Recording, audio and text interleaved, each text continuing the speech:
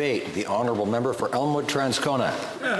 Well, thank you very much, Mr. Speaker. It's a pleasure to rise tonight and speak to the government's motion concerning the Senate amendments to the Access to Information proposal by the current government, which, as my colleague previously stated, I think was a pretty major disappointment for a lot of people in the access to information community who watch this closely, including journalists. There's been some debate in the House recently about the importance of journalism and government attempts to try and buttress the industry, whether they're doing that the right way or the wrong way. Of course, that's another debate for another day, and one that we've had already. But I don't think there's any dispute that the access to information laws of a country are one of the most important tools in journalists' toolkits who cover governments.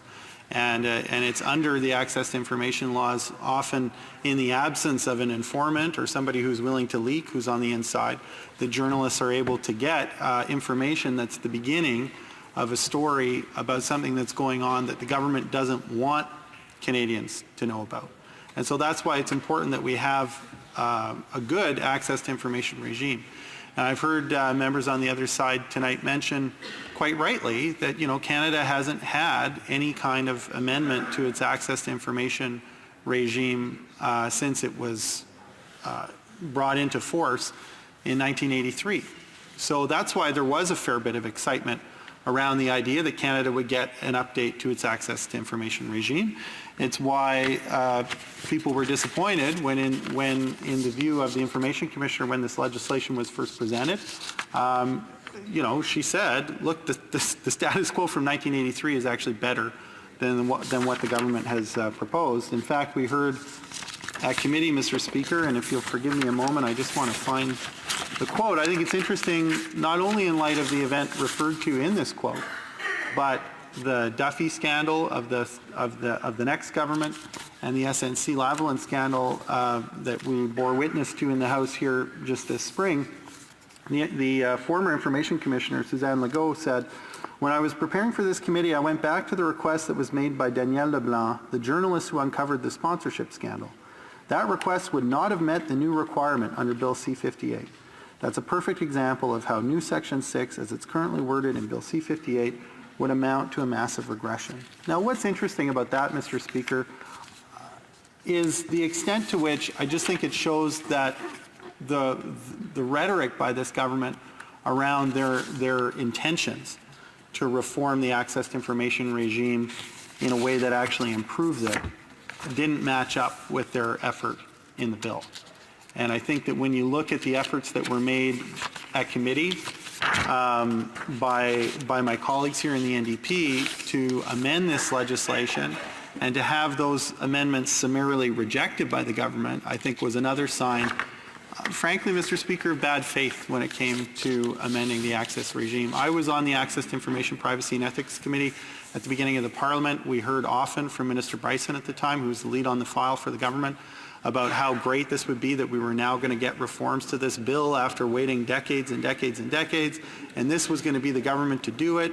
It was going to be wonderful. It was going to be great. Canadians were going to have unprecedented access to government and information about government. And when the bill was finally tabled after a long wait, and a lot of pressing, I might add, in the House and a committee, but when the government was finally going to get around to it, it looked nothing like the promises in the Liberal platform.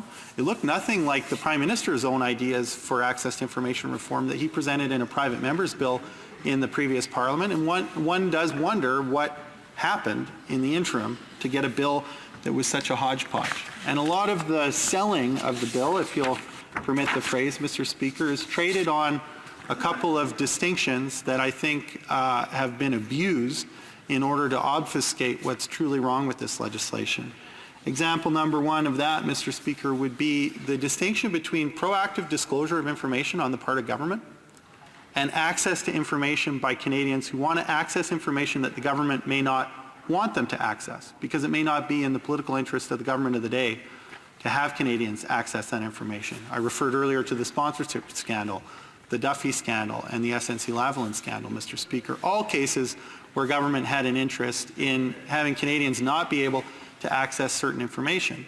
What we heard from Minister Bryson at the time and his successors is that Canadians should be happy that the government is going to voluntarily publish more information on its own terms, information that it selects in a format that it selects. And there's nothing wrong with that. It's not that Canadians shouldn't be happy that the government is interested in making some more information available in particular ways, but that's not the point of the access to information laws, Mr. Speaker. The access to information regime isn't about patting the government on the back for making certain things accessible because they want to and because they're presenting it in a certain format. The point and purpose of a legislated access to information regime, you don't need legislation for proactive disclosure at all, Mr. Speaker. What you need a legislative framework for is for Canadians who want to get access to certain information that the government doesn't want them to have. That's the point and purpose of an access to information regime, and it's exactly there that the criticisms of the Information Commissioner and other stakeholders, like journalists, Mr. Speaker, really hit the nail on the head. It's not that there won't be more information under some other definition available. It's that journalists and others who want to demand certain information of the government will actually be in a worse position to do so, including certain amendments, Mr. Speaker, that have to do with the way that you file a request for information in the first place. And the fact of the matter is that the government's idea was that people should already know a lot, not about the subject that they're asking about, but about the specific document that they're asking about, despite never having seen that document or necessarily knowing which documents exist and which ones don't. So limiting the requirements of government departments to publish information about what documents exist and expecting that the person asking is going to have to know that and would know that or could know that is an unreasonable threshold for Canadians wanting to understand more about how their government works to try and meet. Another important distinction that I think has been equivocated upon in order to defend this legislation that isn't very helpful is the difference between exclusions and exemptions. So we heard on committee the importance in the Information Commissioner's point of view, but also many stakeholders, of moving away from an exclusion regime. So when things are excluded, that means that the government says that falls under an exclusion, say like cabinet confidence, Mr. Speaker, then there's no oversight of that. There's nobody independent to look at that document and say, you know, as a matter of fact, that's not something that should really be protected under cabinet confidence because it's not really advice to government, it was a background document or something else. So it essentially allows the government to roll, I mean this was one of the examples we had heard at committee, you know, to put all of the relatively less sensitive information that may just be inconvenient for government to have Canadians know about on a cart and roll it through the cabinet room during a cabinet meeting and then say, well, that was in the cabinet room so it's protected under an exclusion for cabinet confidence. Now, of course, that would be quite disingenuous, Mr. Speaker. That would be a terrible thing to do. But I think some of us may believe that that kind of disingenuity, I don't know if that's quite the right word, Mr. Speaker, but I think you catch my drift, would not be unprecedented in politics. And if some members on that side aren't willing to believe it of their own government, they might believe it of other governments. And so what an access to information regime ought to do is to create circumstances where that is not possible. And Canadians can have confidence that unscrupulous governments are not doing that. And the problem with exclusion-based regimes is that they don't give you that confidence. And our belief was, and the belief of many Canadians who are concerned with these issues, is that it would be reasonable to have, instead of an exclusion, to have an exemption, where the government could say, that's a cabinet confidence, that was advice to government, we ought not to release that. But that the Information Commissioner would then have the ability to look at those documents, someone who deals with sensitive information all the time. There are civil servants and officers of Parliament who deal with confidential documents, so we're not asking for something unprecedented. And the Information Commissioner in that role would be able to review those documents and determine whether, in fact, that was something that ought not to be released because it's a genuine cabinet confidence, or something that could be released because the government of the day was abusing that exemption. So that was something that wasn't addressed. And in fact, we wanted the Information Commissioner to have order-making power. And the Information Commissioner does have a kind of order-making power under this legislation, Mr. Speaker. But what the Senate first saw, as we did in our recommendations, Mr. Speaker, was that order-making power should have the force of federal court. And in fact, one of the virtues of giving the Information Commissioner order-making power was predicated upon the idea that those orders would have the force of federal court. It was meant to remove one of the things that causes massive delay, which is judicial appeals of denials of access to information requests. So if the information commissioner is going to be able to make an order, but it doesn't have the same force of court, that means people are going to have to go to court in order to get the federal court to back up that order and give it the force that it should have had in the first place. So certainly a missed opportunity there, and the government motion today takes out the Senate amendment that would give that authority to the Information Commissioner's order, I think thereby undercutting one of the important benefits of giving the Information Commissioner order-making power in the first place. Of course, one of the features of the PMO's private members bill in the last Parliament and a commitment in the Liberal platform was to apply the Act to the Prime Minister's office and to Minister's office. And I know that was something that Minister Bryson was quite verbose about in the early days of the Parliament, and then it kind of fell out.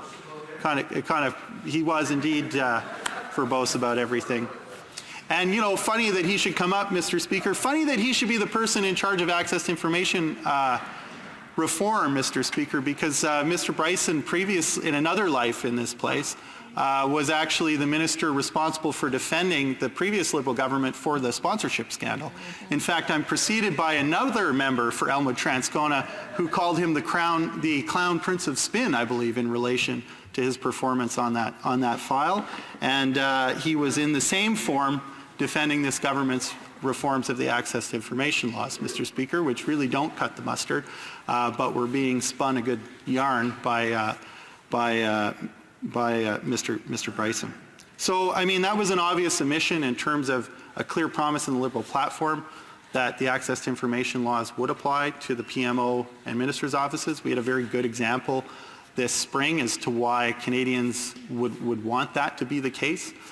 We did see an instance around the SNC-Lavalin scandal of the importance of good note-taking when it comes to conversations between ministers and senior political staff in some cases, or between ministers or between political senior staff.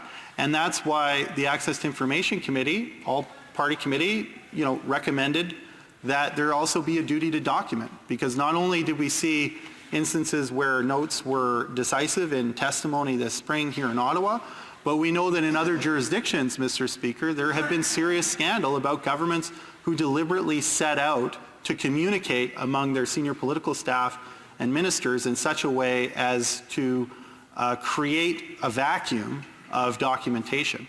Now, that's a problem for journalists and interested Canadians who want to use an access to information regime in order to keep their finger on the pulse of what's happening in government today. But I would say, as somebody you know, who's made a study of history, Mr. Speaker, that it's also a real loss for people in the future who are trying to understand why governments of the past made certain decisions. And so it's a problem if we don't have an expectation, and an enforceable expectation, that people in government who are responsible for making decisions about, you know, serious government resources, whether those are financial resources or other resources, and bringing the power of government to bear through regulation and legislation, aren't required to ever document the reasons for their decision-making. How then do you understand the decision-making of that government, whether it's the government of the day or whether it's a government in the past, Mr. Speaker? So that's why there have been clear and consistent recommendations for a duty to document, and it's a disappointment that we don't find these in this legislation, Mr. Speaker. So those are some of my thoughts that I wanted to put on the record, Mr. Speaker. For me, the conclusion is obvious, which is that for as much as people have waited a long time for these changes, and as much as there was a lot of hype around what these changes would mean, they don't meet the bar. I think I was reading in my notes, Mr. Speaker, that currently Canada is ranked somewhere around 49th in the world for its access to information regime, and if we were to pass this legislation in its current form, we would ascend all the way to 46th. I submit to you, Mr. Speaker, that, you know, a once-in-a-generation reform to the access to information regime ought to move the needle a heck of a lot more than that, and that's why I think it's fair for people to view this legislation as a serious disappointment. Thank you very much. Questions and comments. The honourable member for Saanich Gulf Islands. Thank you, Mr. Speaker. As we debate Bill C-58 tonight, I can't but help but share the disappointment of my colleagues in the NDP benches. We were promised this access to information would create information available by, essentially available by default, public by default, with more transparency. I recall when I used to practice environmental law, the joke among all of us at the time was that Canada's access to information legislation constituted freedom from information. Now, we do know that quite a lot of amendments were made in the Senate. And I know the Honourable Parliamentary Secretary wants to make sure we're not caught in a time warp where we miss them. So it is important to note that a lot of those amendments came through from the government side. Amendments tightened up some of the language around vexatious questions being used as an excuse to reject access to information requests. But I still find this legislation falls so far below the bar of what was promised. And we did try as Greens. I had 18 amendments coming before the committee. I think lots of us as parliamentarians tried to improve this legislation. And I just want to ask my friend from Elmwood Strathcona, given that there were some improvements, some significant ones from first reading, if there's any temptation on the NDP benches to pass it as marginally better, or is it better to defeat it now because it falls so far below the mark? Honourable member for Elmwood Transcona. I think my concern is that when you talk about a piece of legislation that hasn't been changed in so long, 1983, like I was born in 1984, right? So in my lifetime, this legislation has not been amended, it hasn't been changed. And I do think that there's a power in being able to talk about the fact that, and I think you can easily communicate the extent to which this act just doesn't pass muster by talking about the period of time that it hasn't had reform.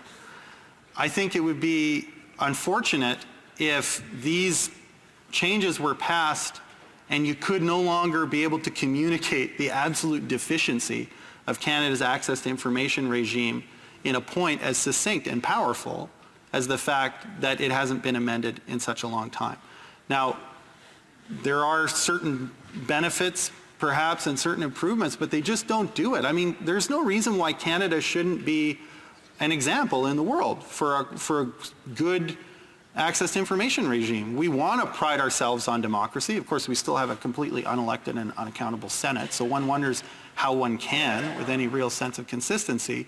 But one thing that's harder to change. One thing we can change a lot more easily is our access to information regime. So I'm inclined to say that I think there's a real proper signal in the fact that changes haven't been made for so long, and when we do finally make them, they ought to be the right ones, and they ought to make Canada a leader.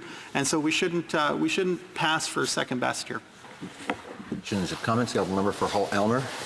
Thank you, Mr. Speaker. And I'd like to thank the member from Elmwood Transcona for his thoughtful reflections on Bill C-58. One of the things which I particularly like about this bill is that we all recognize that it has been 35 years since this legislation has been updated, and at various times different governments have tried to update it. One of the best things I like about this bill, not only are the changes which they made, changes which are supported by the actual Information Commissioner who sees this bill as an improvement, would like to see it pass. But one of the two elements that I like a lot about this bill, and I'd like to get the honourable member's opinion on it, is one, that within 1 year after royal assent of this bill, the bill will come up for revision again. And then what's built into the bill is that at every 5 years, there would be a full review of this bill. So that we can avoid this situation where we'll have a piece of legislation, frankly, that was last updated before the World Wide Web existed. What does the member think of having something of that sort to making sure that this bill can always stay fresh and we have opportunities to improve on it, especially given the context of the times as information and technology changes? Honourable member for Elmwood Transcona. Thank you for the question. Now, if memory serves, and I'm going by memory here, when the Access to Information, Privacy and Ethics Committee undertook a review of the legislation at the beginning of this Parliament, there was some fanfare about the fact that we were, after I think something like anywhere between 7 and 12 years, getting to the mandatory 5-year statutory review. So, I mean, there have been mandatory statutory reviews of the access to information regime in the past. My understanding is that that's not new, but if there's no sanction for not conducting those reviews, then you get into a situation where committees have other priorities, particularly if they're led by a majority of government members of a government that may not have a serious interest in substantially changing the access to information laws. So my understanding when we undertook our review at the beginning of the Parliament was that we were actually finally conducting a mandatory 5-year review and it had been much more than 5 years. So that made me a little, it's not that I don't think they serve a purpose, but it made me a lot more skeptical about the force of mandatory review. I don't think it's a bad thing, but there is the question of how do you actually make sure that those mandatory reviews are taking place, and is there any consequence if they don't? And my understanding as we talk about other mandatory reviews, we're not talking about any kind of enforcement regime that would ensure that those reviews are undertaken. The member knows well that committees are master of their own domain, and so short of an order from the House requiring them to do this, which apparently the legislation isn't, or we'd be doing a lot more mandatory statutory reviews around here than we do in fact. Honourable Member for Sarnia-Lambton. Well, thank you, Mr. Speaker. I'd like to thank my colleague for a very thoughtful speech. Now, I fail to see how this legislation is going to improve the existing situation, which is that many of the access to information requests are not being completed in the specified timeline, and the government has done any number of gag orders on government employees to prevent them from ever releasing information. And so I wondered if the member could comment on what would actually be helpful to add to this legislation to address the gap that exists today. The Honourable Member for Elmwood-Transcona. Well, thank you very much. And I note, as a matter of fact, that one of the things that might be done is Senate Amendment number 3. This was a recommendation certainly by the previous Information Commissioner. I don't know if it's a recommendation by the current Information Commissioner. And if I have it right, this is actually an amendment that speaks to the Information Commissioner reviewing extensions, because right now departments can effectively kind of grant themselves extensions for requests. So requests that ought to be answered in 30 or 60 days, they can write you back and say, well, it's going to be 200 days, or it's going to be 3 years, or it's going to be whatever the department figures is adequate. Now, but they're not under any requirement to justify that to anybody.